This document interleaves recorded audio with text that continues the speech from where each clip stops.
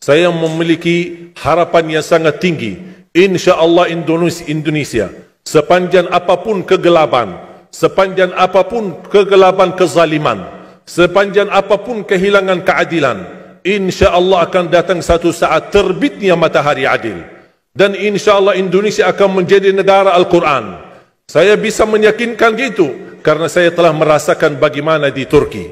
Turki negara sekuler yang ratusan tahun serangi Islam, ratusan tahun menabaikan Islam. Tidak boleh kumandangkan azan dalam bahasa Arab, tidak boleh ada rumah tahfiz, tidak boleh ada pesantren, tidak boleh belajar agama, tidak diberikan anak-anak kita bisa belajar dengan sendirinya Al-Quran. Semuanya dilarang dengan keras, bahkan terancam orang-orang yang melanggar aturan itu.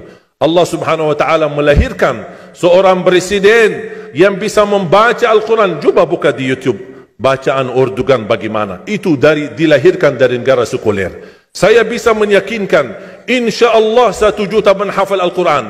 Dan bapa ibu mudah-mudahan masih punya umur akan mendengar pengumuman besar. Imam besar salat Idul Fitri dan Idul Adha sekaligus khatib adalah Presiden Republik Indonesia menghafal Al-Quran. Itu yang saya yakini. Dan saya tidak pernah merasa lelah. Dan saya selalu berkata sama istri, kalau saya mati itu pun karena saya bersama Al-Quran. Wallahi jamaah sekalian, yang bersama Al-Quran tidak akan merugi. Berkah rizkinya, berkah umurnya, terjamin kebahagiaan. Allah Subhanahu wa taala hanya minta satu, berkenan bersama Al-Quran di dunia. Apa yang kita dapat? Apa yang akan dibalas? Akan Al-Quran temani kita di dunia, akan temani kita saat sakratul maut, akan temani kita di kuburan membela kita, akan menemani kita saat kita dibangkit oleh Allah, akan menemani kita saat hisab, akan menemani kita saat berjalan di atas sirat yang sangat tipis dan panjang, bahkan tajam jalanannya. Begitu sampai ke surga, apakah Al-Quran melepas? Tidak akan melepas. Al-Quran masih berkenan, padahal kita hanya cuma sekali berteman sama Al-Quran di dunia. Dia begitu luar biasa panjangnya bertemanan sama kita sampai ke surga. Bahkan akan temani kita masuk surga. Sebagaimana bersabda Rasulullah SAW, yuqalu liqari'il Quran, ahlul Quran di dunia yang kesibukannya baca, kesibukannya hafal, tidak membuangkan waktu sia-sia, selalu bersama Al-Quran. Allah suruh dia, bacalah dalam surgamu, naik derajatmu. Baca, naik lagi, tambah lagi baca, naik lagi. Sampai di posisi mana pun anda berhenti baca, disitulah posisimu di dalam surga. Bagaimana kata Siti Aisyah di riwayat Imam Muslim, jumlah tingkatan dalam surga Allah sesuai jumlah ayat Al-Quran. Oleh karena itu tidak ada yang lebih tinggi di dalam surga Allah daripada Ahlul Quran. Cukuplah bahagia Ahlul Quran ketika di hari kiamat dipanggil. Semua manusia dibangkitkan oleh Allah. Malaikat memberikan pengumuman, mana Ahlul Quran? Berdiri, rapat, berdekatan. Mereka maju, mau bawa kami ke mana? Kalian terpilih menjadi orang yang terdekat sama Allah. Karena Ahlul Quran adalah keluarga Allah Subhanahu wa ta'ala. Bukan hanya kita sendiri yang mendapatkan anugerahnya dan manfaatnya.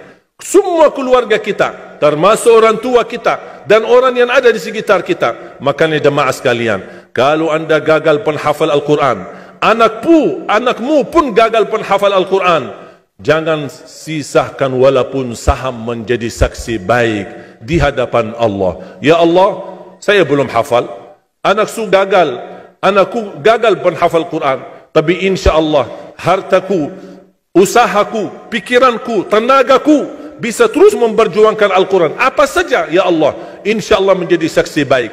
Dan nanti di hari kiamat, insya Allah kita bersama Ahlul Quran mendapatkan syafaatnya Al-Quran di hari kiamat. Kita sangat membutuhkan ayat-ayat yang dikumandangkan ketika meninggal dunia. Insya Allah setiap satu huruf akan disalurkan 10 kebaikan. Mudah-mudahan semua yang hadir diberikan kemuliaan dan keanugerah dari Allah menjadi Ahlul Quran, penghafal Al-Quran, penghayati Al-Quran, para pencinta Al-Quran, berakhlak-akhlakul Quran.